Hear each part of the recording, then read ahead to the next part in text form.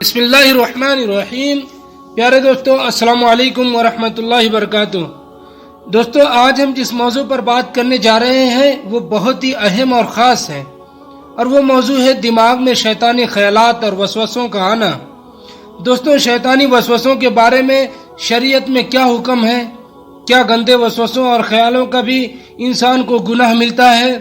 اور اگر نماز کے دوران گندے خیال آئیں تو کیا نماز باطل ہو جائے گی؟ اور آج ہم آپ کو یہ بھی بتائیں گے کہ دوران نماز اور عام حالات میں ان وسوسوں کے پیدا ہونے کی وجوہات کیا ہیں، اور ایسے وسوسوں سے بچنے کا مسنون طریقہ کیا ہے۔ اس حوالے سے احادیث مبارکہ اور حضرت علی رضی اللہ تعالیٰ عنہ کا وہ فرمان بتائیں گے جس کی مدد سے آپ ان سے جان سے چھڑا سکتے ہیں۔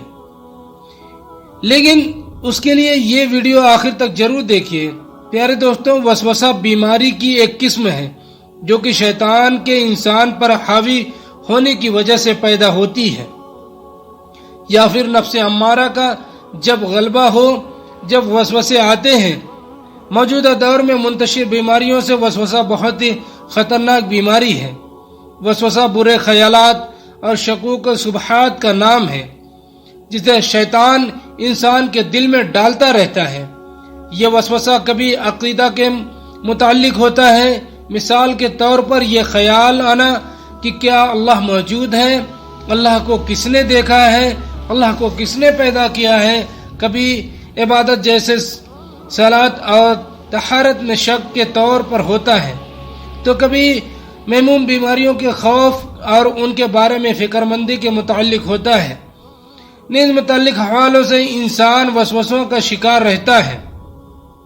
کبھی یہ ہوتا ہے کہ نماز میں تکبیر تحریمہ ہوتے ہی ہم خیالوں کی وادی میں جا نکلتے ہیں، اور پھر ہوش تب آتا ہے جب امام صاحب سلام کی صدائیں لگا رہے ہوتے ہیں۔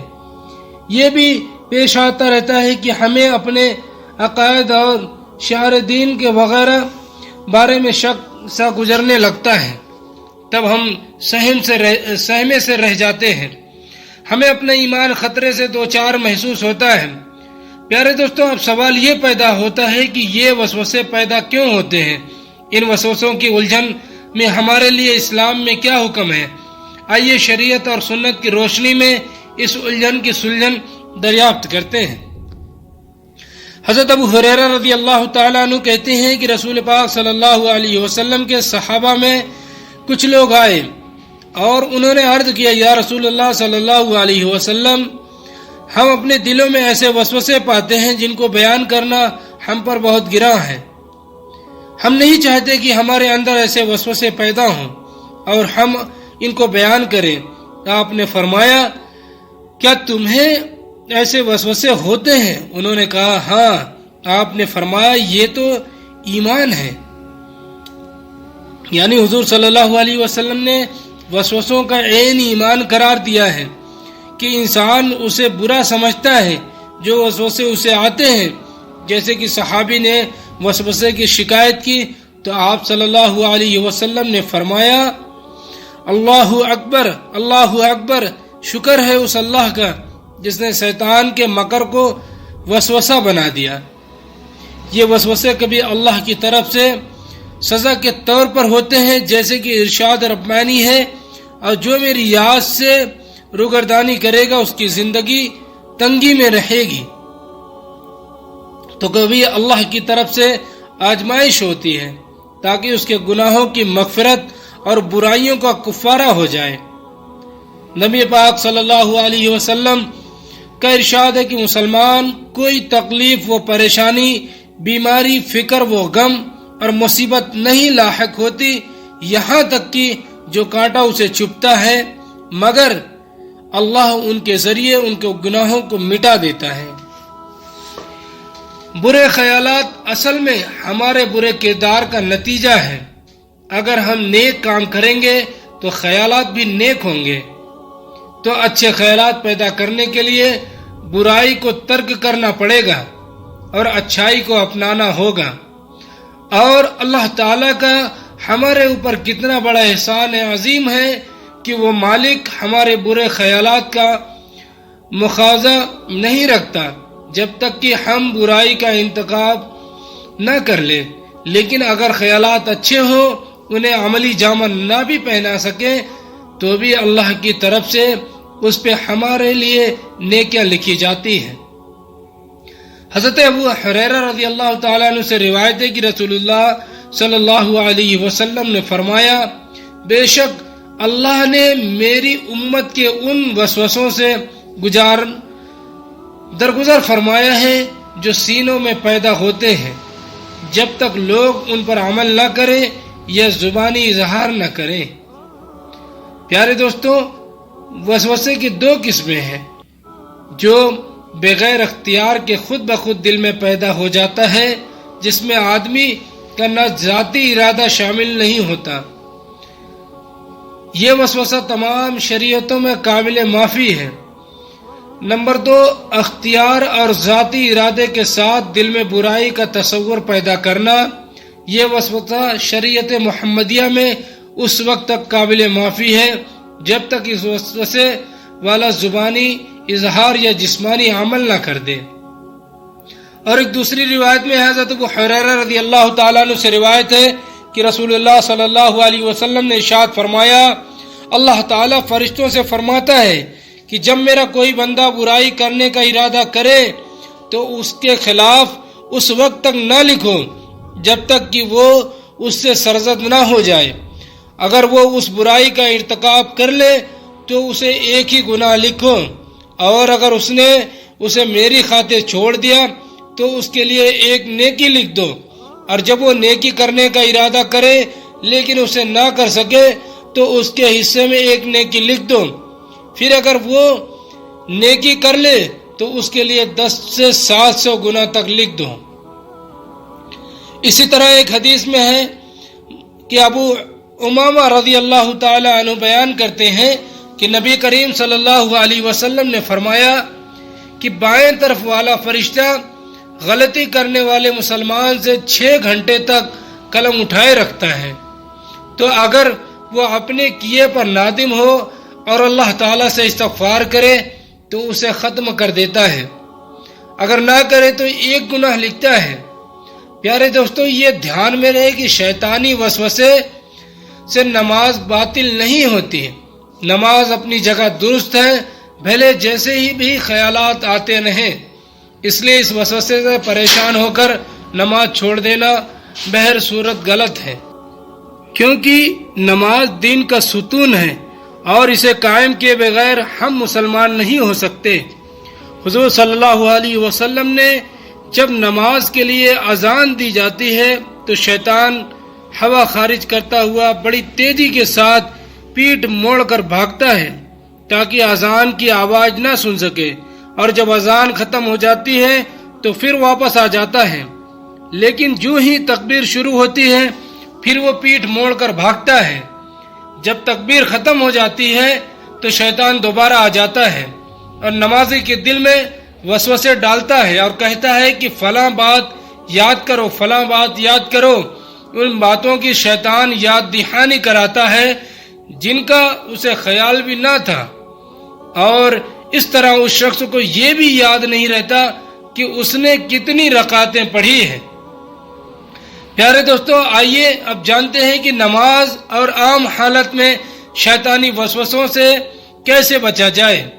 شیطانی وسوسے لوگوں کے لیے بے حد پریشان کن ہیں، خاص طور سے نمازی حضرات کے لیے۔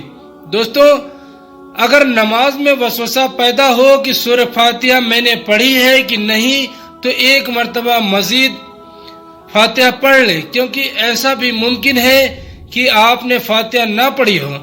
لیکن اگر ہمیشہ نماز میں سورہ فاتحہ نہ پڑھنے کا خیال پیدا ہو تو یہ یقیناً شیطان کی طرف سے ہے جو آپ کو نماز سے غافل کر دینا چاہتا ہے۔ یہی چیز کوئی اور ذکر یا دعا پڑھنے یا نہ پڑھنے کے متعلق منتخب کر سکتے ہیں، اور اگر آپ کے دل میں ایک سجدہ کم کرنے یا ایک رکعت کم یا زیادہ کرنے کا خیال آ رہا ہے تو یہ شک کا معاملہ ہے۔ یہاں یقین پر اعتماد کرتے ہوئے صرف ایک ہی سجدہ شمار کریں اور ایک سجدہ مزید کریں، آخر میں سلام پھیرنے سے پہلے سجدہ سہو بھی کر لیں۔ اگر آپ کے ساتھ ایسا معاملہ اکثر ہوتا ہے تو ہلکی تیز آواز کے ساتھ تکبیر کہا کریں، حتیٰ کہ سجدے میں جاتے ہوئے بھی، تاکہ آپ کو معلوم ہو کہ میں ابھی ایک سجدہ کر لیا ہوں، ابھی دوسرا کرنا ہے۔ اگر کسی کو اکثر پہلے قاعدہ میں کے متعلق شک ہو جاتا ہے کہ قاعدہ کیا یا نہیں، اگر شک ہو جائے تو آخر میں سجدہ سہو کر لے، کیونکہ قاعدہ اولا واجب ہے۔ اگر چھوٹ جائے تو سلام پھیرنے سے پہلے سجدہ سہو کرنے سے واجب کی تلافی ہو جائے گی۔ نماز میں انہی مذکورہ چیزوں کا وسوسہ زیادہ تر پیدا ہوتا ہے۔ اگر یہ وسوسے ہمیشہ آیا کرے، یعنی ہر نماز میں ہمیشہ اس قسم کے شبہ پیدا ہو، تو یقیناً یہ شیطان کی طرف سے ہے، جو انسان کو نماز میں غافل کر دینا چاہتا ہے، بلکہ اس طرح نماز سے دور ہی کر دینا چاہتا ہے۔ دوستو، اکثر لوگ نماز پڑھتے ہیں مگر انہیں نماز کی لذت محسوس نہیں ہوتی اور وہ شیطانی وسوسوں کا شکار رہتے ہیں۔ اسی اصل وجہ یہ ہے کہ ہم نماز میں اللہ تعالیٰ کو تصور کرنے کے بجائے ادھر ادھر کا دھیان رکھتے ہیں، جبکہ ہمیں حکم ہوا ہے کہ اس طرح نماز پڑھیں کہ گویا اللہ کو دیکھ رہے ہیں۔ اگر اللہ کو نہیں دیکھ سکتے تو یہ تصور کریں کہ وہ ہمیں دیکھ رہا ہے۔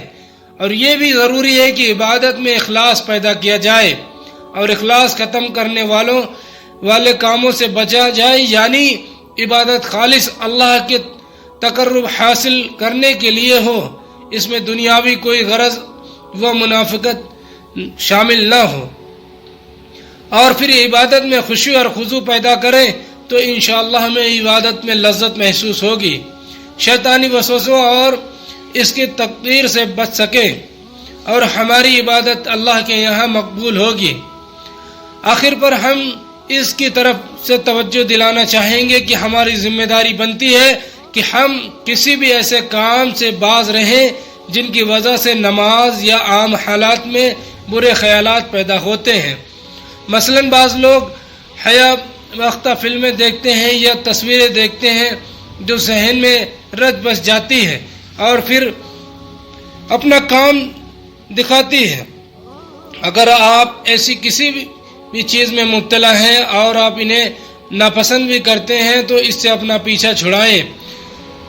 یہ اگر عورت کے دل میں تھوڑی بہت خاوند کی ضرورت اور رغبت ہو، یا خاوند اپنی بیوی کی رغبت ہو، یا کسی بھوکے کو کھانے کی حاجت ہو، تو اسے چاہیے کہ اگر نماز کا وقت ادا کرنے میں ابھی فرصت ہو تو پھر پہلے اپنی ضرورت پوری کر لے اور بعد میں نماز ادا کرے، جیسے کہ حضور صلی اللہ علیہ وسلم سے یہ ثابت ہے کہ آپ نے فرمایا جب شام کا کھانا سامنے رکھ دیا جائے تو نماز مغرب سے پہلے کھانا کھاؤ اور اپنا کھانا چھوڑ کر نماز کے لیے عجلت نہ کرو، یعنی جب کھانا تیار ہو اور انسان کو کھانے کی طلب بھی ہو تو وہ نماز کے جانے سے پہلے ہی کھانا کھا لے، کیونکہ جب نماز سے پہلے کھانا تیار ہو جائے تو انسان کی توجہ اس کی طرف مبذول ہوگی، جس کی وجہ سے نماز میں کمی واقع ہوگی۔ لہٰذا نبی پاک صلی اللہ علیہ وسلم نے فرمایا کھانے کی موجودگی میں نماز نہیں ہوتی، اور نہ اس وقت جب اسے بلا پیشاب پاخانہ کا تقاضا ہو، یعنی جب انسان کو کھانے یا پیشاب وغیرہ کی حاجت ہوگی تو وہ نماز میں اسے کے بغیر سوچتا رہے گا۔ لہذا نماز کے وقت سے پہلے آپ نے معاملات سے فارغ ہو جائیں۔ ایک اور بات ہے کہ جو قابل لحاظ ہے وہ یہ ہے کہ حرام چیزوں کا اجتناب کیا جائے۔ حرام چیزوں کے استعمال کی وجہ سے بھی وسوسے اور برے خیالات پیدا ہونے کا احتمال زیادہ ہوتا ہے۔ اس حوالے سے آپ کو حضرت علی رضی اللہ تعالیٰ عنہ کی ایک روایت سے بھی آگاہ کرتے ہیں اور وہ عمل بھی بتاتے ہیں کہ جو آپ رضی اللہ تعالیٰ عنہ نے وسوسوں سے دور کرنے کے لیے تجویز فرمایا ہے۔ حضرت علی رضی اللہ تعالیٰ عنہ کے پاس ایک شخص آیا اور اس نے برے خیالات اور وسوسوں کی شکایت کی، تو اس کو آپ رضی اللہ تعالیٰ عنہ نے یہی نصیحت فرمائی کہ حرام مال اور حرام کاموں سے اجتناب کرو، اور جب بھی کھانے کے لیے بیٹھے تو لقمہ حلال یا غفور یا اللہ یا رحمان پڑھ کر پھونک دو، اس عمل سے برے خیالات آنا رک جائیں گے۔ تو دوستو اگر آپ کو بھی ایسے خیالات اور وسوسوں سے پریشان ہیں اور ان سے نجات چاہتے ہیں تو اس سے عمل کریں۔ اللہ تبارک تعالی ہم